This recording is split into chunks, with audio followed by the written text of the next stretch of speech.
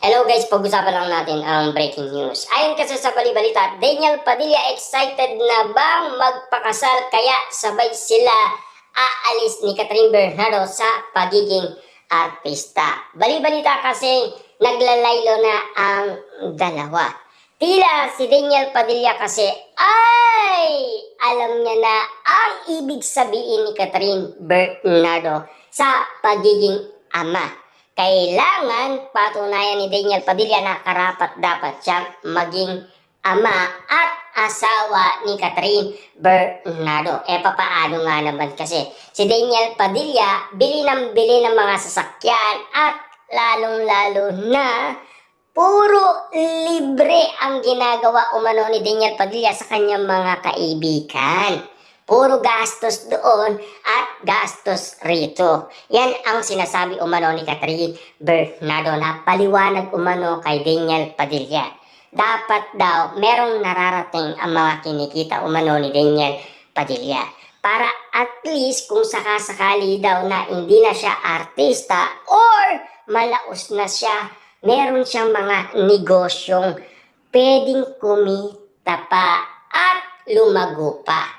Yan ang ibig sabihin ni Catherine Bernardo at Mami Min Bernardo. Kasi si Mami Min Bernardo, tinuturuan niya si Catherine Bernardo. Si Catherine Bernardo, marami talagang negosyo yan.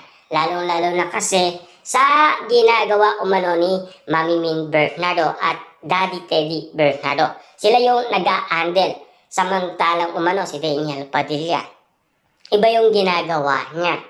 Nililibre niya ang kanyang mga barkada at lalong-lalo na siyempre nga kay Carla Estrada, nagagastos umano lahat ng pera ni Daniel Padilla. Papaano nga naman kasi ayon sa balibalita, ganun din naman kasi ang ginagawa ni Carla Estrada, magastos daw. Kaya nga naman, ayon sa balibalita noon ni Christopher Min, kuha ni Mami Min Bernardo ang ATM card ni Daniel Padilla kay Mami Min Bernardo.